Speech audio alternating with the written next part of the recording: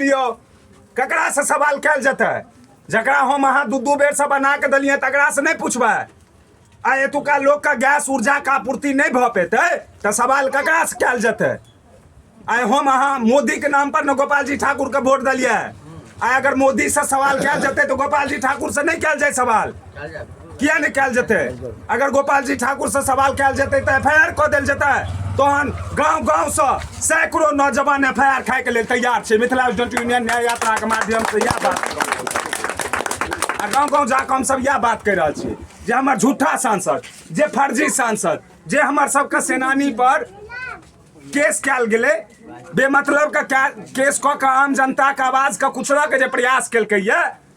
ओ वैसा हमार सबके सेनानी घबराए वाला नहीं है वैसे MSU डराए वाला नहीं है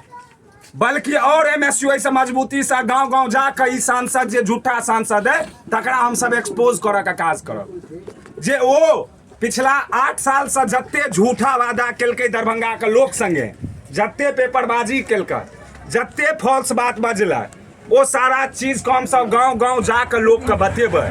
जे आखिर कतौ गेलै अंतर्राष्ट्रीय मैदान कतौ गेलै IT पार्क